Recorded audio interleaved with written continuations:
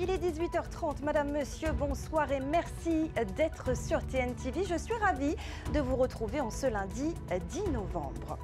À la une ce soir, cette morsure de requin, cette attaque de requin à Ouapogo Marquise. Un résident a été mordu au bras alors qu'il nageait dans la baie de Hakahou. Une attaque exceptionnelle, mais les pêcheurs témoignent. Les squales sont nombreux dans l'archipel en cette période. La question de la chasse aux requins refait surface. Première rentrée scolaire aussi pour le nouveau directeur du Centre des métiers d'art. Le portrait ce soir d'Anna Tawari'i Tamari'i, l'archéologue, ancien directeur de la culture et du patrimoine, doit désormais conjuguer avec le domaine de l'éducation. Il livre ses impressions dans ce journal. On vous annonce également le tout premier festival du rhum. Le syndicat des producteurs de Polynésie se mobilise. Il organise une journée de découverte dédiée au grand public. De la canne à sucre à la distillation, l'événement aura lieu au lycée hôtelier ce vendredi. Pour en parler ce soir, Marotea Vitrak, le président du syndicat, est notre invité. Et puis eux profitent de la qualité de nos spiritueux pour en faire des cocktails savoureux et équilibrés. Les meilleurs barman de Polynésie se sont affrontés aujourd'hui. La première édition du Tahitian Bar Master a réuni 10 talents et nous y étions.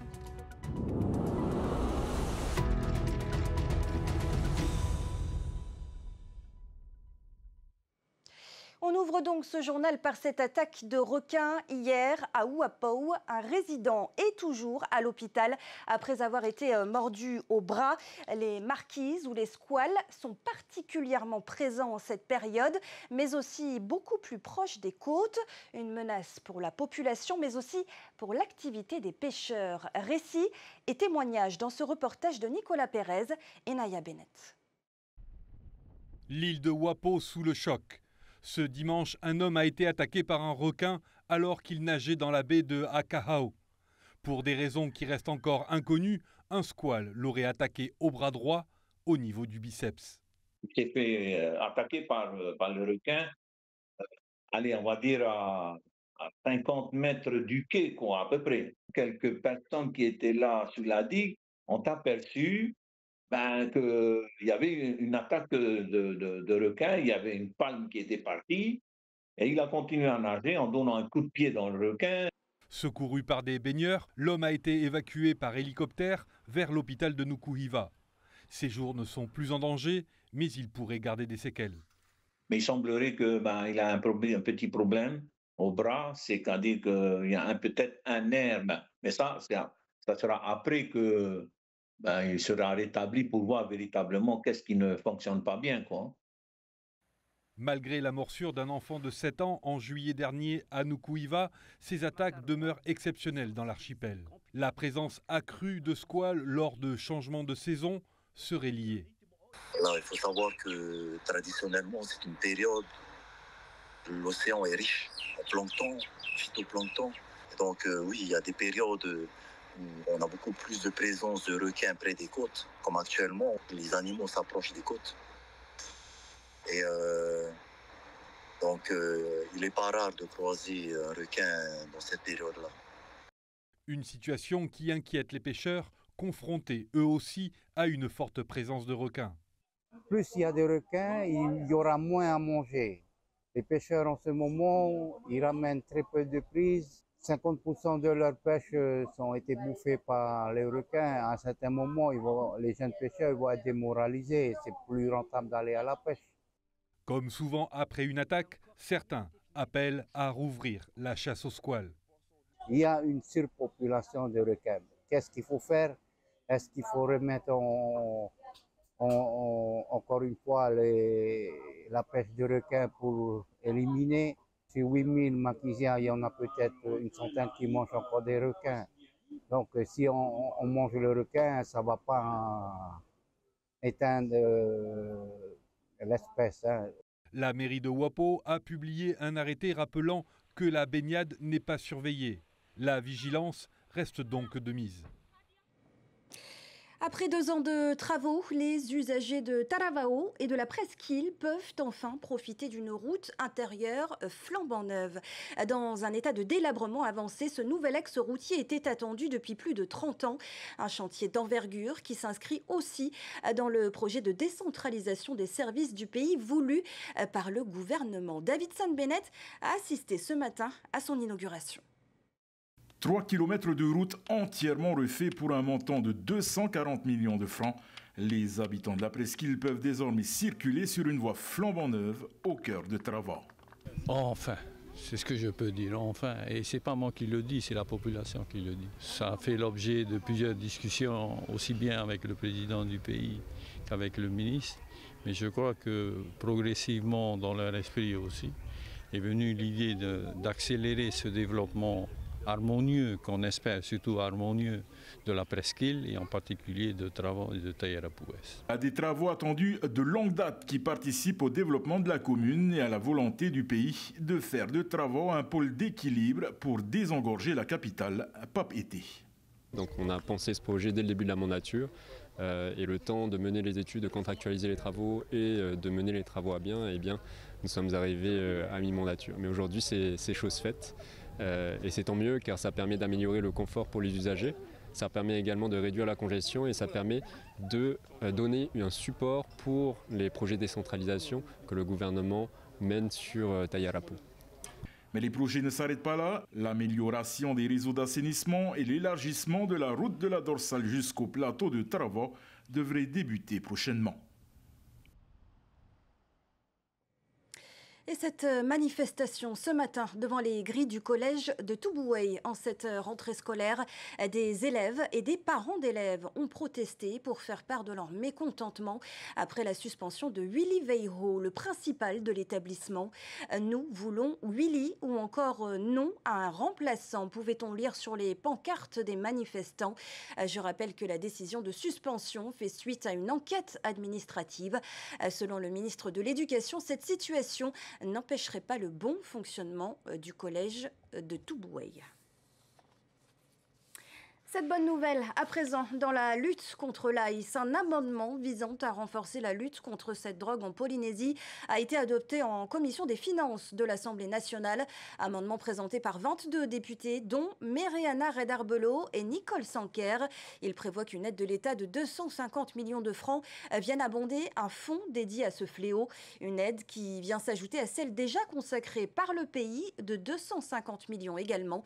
Si l'amendement a été adopté en commission, le texte devra encore passer l'étape de la séance de l'Assemblée nationale. Il faisait aujourd'hui sa toute première rentrée au Centre des métiers d'art. Je vous le disais en titre, Anatawarii Tamarii, le nouveau directeur du CMA, a donc pris ses fonctions le 3 novembre à la tête de l'établissement. Cet archéologue vient de passer 6 ans à la direction de la culture et du patrimoine. Cette fois, il va devoir concilier culture et éducation. Son portrait est signé Matai Horei, commentaire de Sam Teinauri. C'est pas grave. Dites-vous une chose. Faire des fautes, c'est normal. Bienveillant face aux étudiants de première année, Anatawarii aborde avec beaucoup d'humilité ses nouvelles fonctions au sein du Centre des métiers d'art. Docteur en archéologie, il a longtemps exercé au sein de la direction de la culture et du patrimoine. Il voit dans cette nouvelle mission des opportunités. Au bout de 7 ans, voilà, j'ai voulu trouver un peu une nouvelle trajectoire de vie. Et ce poste s'est présenté et j'ai saisi l'opportunité en premier lieu pour les élèves, parce qu'il importait véritablement que le Centre des métiers d'art, du fait de sa renommée à travers le Pacifique et même au-delà des frontières de l'Océanie, grâce au travail qui a été mené par les précédentes équipes, puisse se poursuivre et assurer finalement ce travail de continuation, mais également avec un souffle nouveau. Son bateau, ça c'est style Tonga. Ah ok. Les Tonga, les Wallisiens, les Calédoniens utilisent cette forme-là. À l'écoute de tous, Anatawarii veut surtout valoriser les élèves du centre. Certains professeurs et même élèves sont plus âgés que lui. C'est pas l'âge qui compte, c'est les compétences. Pour l'instant, ça se passe bien. Et on verra la suite, ce que ça va donner. Pour l'instant, il s'occupe. Il est à notre écoute et Il est plus concentré sur les stagiaires, pour ce qu'ils vont faire, ce qu'ils vont continuer, ce qu'ils vont donner. Dans sa lettre de mission du gouvernement, Anataouari doit réhabiliter les locaux et surtout restaurer la confiance au sein de l'équipe pédagogique et des élèves, tout en insufflant de la nouveauté.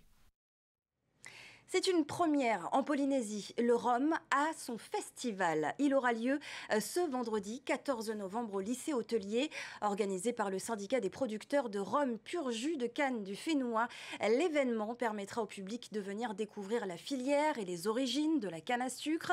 Au programme, sur place, 5 distilleries partenaires et des dégustations, mais aussi des masterclass sur plusieurs thématiques. Et je ne vous en dis pas plus, puisque le président du syndicat le fera mieux que moi. Marotea Vitrak Yaurana. Merci d'être avec nous ce soir. Vous êtes donc le président du syndicat des producteurs de rhum pur jus de canne de Polynésie. C'est donc le premier festival du genre en Polynésie. Avant d'évoquer ce qui attend le public ce vendredi 14 novembre, quel est l'objectif derrière ce festival? Alors l'objectif derrière ce festival, il est bien entendu la promotion des produits fabriqués par nos distilleries, c'est-à-dire le rhum pur jus de canne. Et c'est toute une filière qui s'engage derrière, c'est-à-dire une filière agricole avec la production de canne à sucre, la valorisation de nos belles variétés ancestrales de canne à sucre qui fait la grande particularité de nos produits. Et c'est aussi un festival pour évoquer votre démarche pour obtenir cette indication géographique. On en a parlé il y a quelques mois déjà. Oui, absolument. Alors on en parle depuis quelques mois, on en parle même depuis quelques années, sauf que là, effectivement, ça se précise. Donc, dans le processus. Alors, cette indication géographique, elle est assez avancée dans le processus, puisque ça fait 6 ans qu'on est dessus, donc on a constitué notre syndicat, qui est l'organisme de gestion. On a également fait appel à un certificateur extérieur, qui est l'organisme de contrôle. Et on a un cahier des charges, on a un plan de contrôle. On a déposé ce dossier à la direction de l'agriculture pour étude, il y a déjà quelques mois, puisque c'est la procédure l'exige. Et on a donc aujourd'hui le texte, enfin le dossier qui a été soumis à enquête publique pour pouvoir ensuite prendre par un arrêté en Conseil des ministres la décision d'octroyer l'indication géographique, la reconnaissance locale du fait du statut de la Polynésie. Il y a une délégation de compétences de l'INAO, l'Institut national des appellations d'origine, pour pouvoir reconnaître localement l'indication géographique. Cette reconnaissance, concrètement, qu'est-ce qu'elle va apporter? Alors, cette reconnaissance, elle apporte énormément de choses. Il faut savoir que les Antillais, on se compare quand même toujours un peu, même si à l'avenir, j'espère qu'on aura beaucoup moins à le faire. Mais l'indication géographique, pour les Antillais, qui était l'appellation d'origine contrôlée, elle leur a permis de doubler leur vente à l'export.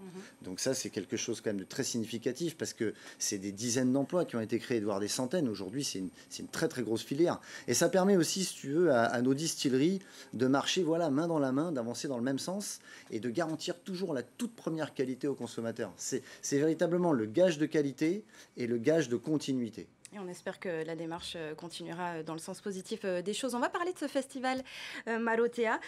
C'est donc pour faire connaître la filière de rhum à la clientèle, au public polynésien. Entre 200 et 400 personnes sont attendues ce vendredi. Comment est-ce que vous comptez faire pour faire connaître ce savoir-faire au public?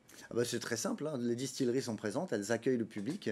Donc effectivement, il y a un ticket d'entrée qui est à prendre. Ce n'est pas gratuit, mais en tout cas, c'est très peu onéreux vis-à-vis de la qualité et de la quantité qui sera disponible. Alors la quantité en termes de diversité, pas en quantité d'alcool, bien sûr, parce qu'il ne s'agit pas de saouler la population, mais bien évidemment de mettre à dégustation. On parle de quelques centilitres.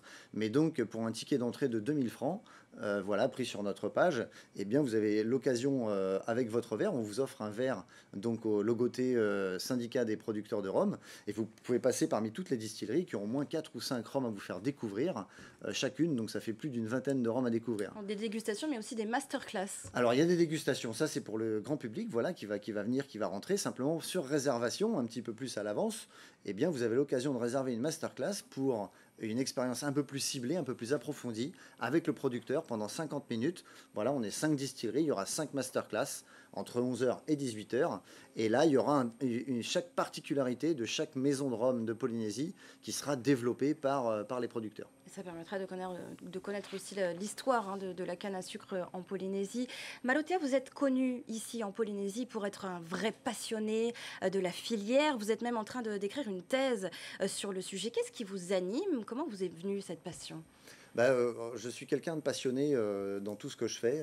Voilà, c'est mon mode de fonctionnement. J'ai pas choisi. Hein, on a tous notre propre mode de fonctionnement, c'est le mien. Et je suis très très investi dans cette filière. Pourquoi? Parce que moi j'ai fait des études d'ingénieur, donc je suis ingénieur de formation. Je me suis tout de suite spécialisé en procédé de concentration, dont la distillation. Et puis j'ai toujours aimé la fête, quoi. J'ai toujours aimé profiter des bonnes choses, on va dire, plutôt. Et ça continue encore aujourd'hui. Et je me suis retrouvé avec l'envie de développer quelque chose pour le Fénois, qui s'est précisé de plus en plus avec les années. Et je me suis aperçu que dans toutes les îles tropicales du monde, il y avait très clairement de la canne et du rhum. Et je me suis dit, voilà, c'est un produit qui se concentre, qui ne s'abîme pas, qui se bonifie avec le temps. Donc c'est vraiment une valeur ajoutée, qui est possible pour la Polynésie. Et aujourd'hui, je t'avouerai que j'arrive aussi dans une période de ma vie où, d'un point de vue un peu plus personnel, la Polynésie m'a beaucoup offert. Je m'estime extrêmement chanceux de vivre tout ce que je vis aujourd'hui, d'être les pionniers avec la bande de copains qu'on est finalement, parce que c'est ça l'histoire, de créer ce truc-là. Et on rêve grand, on veut rendre à la Polynésie ce qu'elle nous offre au quotidien, et on veut qu'il y ait 1000 hectares, on veut qu'il y ait une filière. J'en démords pas des 1000 hectares, ça fait 6 ans que j'en parle, et je vais pas lâcher l'affaire. Si dans 20 ans, il y a ces 1000 hectares, avec 3000 emplois sur l'ensemble de la Polynésie, ce serait l'objectif à terme, absolument. Merci beaucoup, Marotea Vitrak, d'avoir été notre invité ce soir. L'alcool, bien sûr, à consommer avec modération. Et je rappelle donc que le Festival du Rhum aura lieu le 14 novembre de 11h à 18h au lycée hôtelier. Toutes les informations sont à retrouver sur la page Facebook Festival du Rhum de Tahiti. Merci encore à vous. Maroua. Il y a ceux qui créent des spiritueux de qualité donc et ceux qui en font de savoureux cocktails. Les meilleurs barman de Polynésie avaient rendez-vous aujourd'hui pour se challenger lors de la première édition du Tahitian Bar Master. Objectif, valoriser le savoir-faire et la créativité des mixologues locaux. 10 d'entre eux ont participé au concours, un événement que nous raconte Joseph Poulain. Ambiance électrique ce lundi au bar 2 avenue à Papeete. Derrière les comptoirs, 10 barmen venus de différents établissements du Fénois participent au tout premier Tahitian Bar Master, compétition qui déterminera les meilleurs d'entre eux. Organisé par Fénois Pro Bartender, l'événement valorise technique, rapidité, créativité et surtout passion du métier. 8 épreuves au total, dont la dernière est aussi la plus attendue, la création d'un cocktail signature. Les 2 premières épreuves, ça allait. C'était des épreuves écrites. Ça encore, ça va, sur des connaissances. La 3e, c'était pas trop ça, testing à l'aveugle. La 4e, là, que je viens de juste de passer, j'ai beaucoup stressé, mais j'ai eu de la chance. Je suis tombé sur un cocktail classique que je connaissais. J'ai une très belle garniche, bien gourmande. Pour moi, je suis parti sur un cocktail très gourmand, très féminin. Je n'en dis pas plus, mais voilà, c'est une surprise. Les participants enchaînent les épreuves devant un jury exigeant. Un bon test pour Kehonui qui officie derrière le comptoir depuis 1 an. Il y a toujours quelque chose de nouveau qui sort, que ce soit dans la mixologie, dans la création des cocktails, des alcools. Malgré le fait que j'ai les bases, il me faut toujours essayer de voir plus loin, tester de nouvelles choses. Et ce genre de concours, ça n'est que bénéfique pour tous, que l'on gagne ou pas. Pour les juges, le niveau est déjà très élevé. Certains candidats ont su se démarquer dès les premières épreuves par leur sens du détail.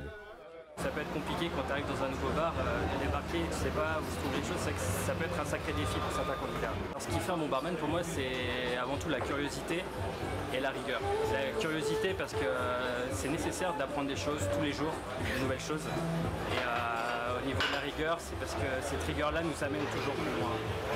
Cette première édition du Tahitian Bar Master ouvre la voie à un championnat en 2026. Et je rappelle que l'abus d'alcool est dangereux pour la santé, à consommer avec modération, bien sûr. C'est ainsi que s'achève cette édition. Merci de votre fidélité. Juste après, retrouvez le magazine Toufenouat Ouora, suivi de 2 nouveaux épisodes de House of Cards. Très belle soirée sur notre antenne. À demain, 18h30. Retrouvez ce journal en replay sur notre site internet et notre application mobile TNTV.